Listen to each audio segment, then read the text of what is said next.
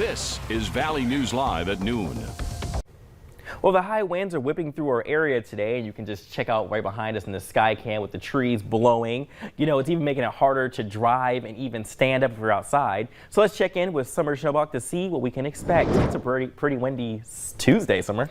That's right, Brian. That shot that was right behind you, that is from Devil's Lake, and they're seeing some of the less strong wind gusts, if that makes sense, gusting to 36 miles per hour. But in Langdon, how about 44 mile per hour gusts out of the southeast? Same thing in Fargo, and 41 mile per hour gust in Fergus Falls. It's only going to get windier as the day progresses as well. We have a wind advisory that just went into effect at 11 o'clock this morning. Even though it's been windy since the overnight hours, the wind continually increased overnight and through the day today. This will continue until 7 o'clock tonight, but I do expect the strongest winds to be between now and about 5 o'clock. So that could impact your evening commute as well. I know my car was even swaying a bit on interstate this morning. Satellite and radar showing fairly cloudy skies. We're seeing a few peaks of sunshine peeking in from time to time, but we have some rain on the way, Brian. And that's what we'll be timing out next in full weather in just a few minutes, when rain moves in and how much we might receive. I'm telling you, with all that wind outside, I didn't know if it was just my amazing playlist or if it was just windy outside. Just windy. I guess so, Summer. Thank you. Well, high winds in the Red River Valley are shutting down the Fargo landfill. The city says garbage from the trucks won't stay in place because of the wind. The landfill is expected to open back up tomorrow if the winds are favorable. Well, President Biden says he's hopeful Congress will reach a deal this week on his Build Back Better agenda. It comes after his administration proposed new taxes on billionaires and certain corporations to help pay for it. Democratic Senator Joe Manchin, whose vote is critical, appears to be on board with a scaled-back version of the package. Amazon warehouse workers in New York took their first formal step toward establishing a union. The group is pushing to unionize warehouses that employ an estimated 7,000 people that pack and ship products for the massive New York market. They want to help workers get longer breaks, better medical benefits, and higher wages. The campaign faces an uphill battle. For decades, Amazon has successfully fought off labor organizing at its U.S. warehouses. Well, here's some extreme couponers you don't want to take tips from. A Virginia Beach couple has been sentenced to nearly 20 years in prison combined for their involvement in a $31.8 million counterfeit coupon scheme. The FBI says investigators found fake coupons in every crevice of the house belonging to Lori Ann Tallons and her husband, Pacifico Tallons Jr. They also found designs for coupons for more than 13,000 products on Lori Ann Tallons' computer. Officials say she was the mastermind, creating fake coupons with discounts for near or over an item's value. She then sold them to people on social media. The 3-year scheme was discovered by the Coupon Information Corporation, which received the tip that someone was making and mailing fraudulent coupons.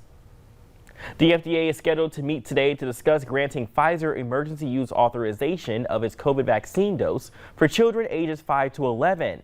Now, if that's approved, the shots could start going out as soon as early next month. Children will still need shots to be fully protected like the ones for adults, but the amount given will be the third of an adult dose. Now, Pfizer says the efficacy of the children's vaccine will be helpful against symptomatic disease in children.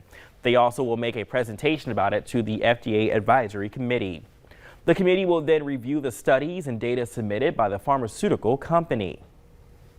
Well, the intent of the vaccines has always been to prevent hospitalization and death, especially in the high-risk individuals, right? The other goal of vaccination is to prevent transmission among people, right? So the more people are protected with the vaccines, the more likely is that they're gonna survive or prevent their admission to the hospital. Dr. Christensen says while children are at least risk of getting severely sick, they have been known to spread the virus, so this vaccine could help reduce the transmission. Well, just weeks before the hectic holiday travel rush, the U.S. is getting set to roll out new guidelines that will impact anyone entering the country. NBC's Ron Allen is in New York, and he brings more. This morning, could vaccine mandates be coming for travelers? As the U.S. prepares to reopen its borders to millions of international travelers, the government also putting new travel rules in place for Americans. Starting November 8th, unvaccinated U.S. citizens and long-term residents coming into the country will face stricter rules.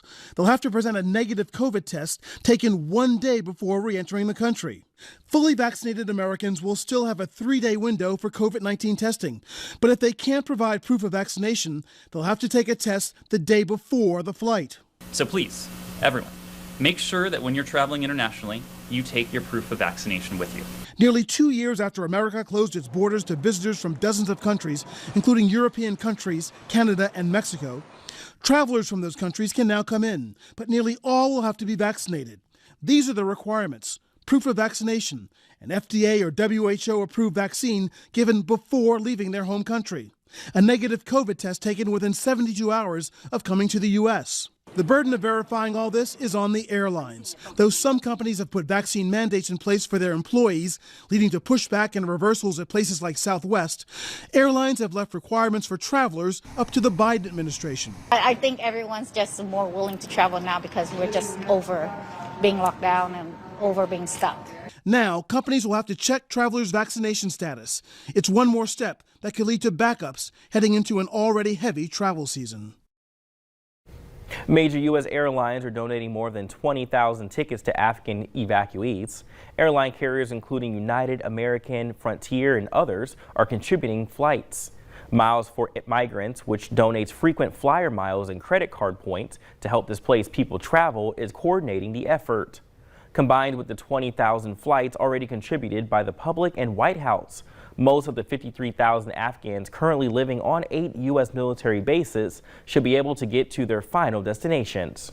Refugees who don't spend all of their federal assistance on travel costs can use those funds to cover other expenses as they settle into their new communities. Now to some closures that may impact your travel this week. A section of Highway 18 will be temporarily closed to traffic at the railroad crossing located 1 mile north of Windermere will be closed today. Canadian Pacific Railroad will be performing maintenance at the crossing.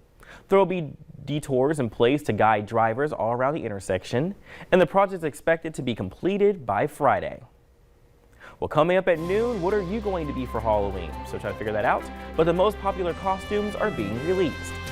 And it's such a windy day, maybe you should be a witch because the wind's so heavy. Weather up next with Summer Snowbach.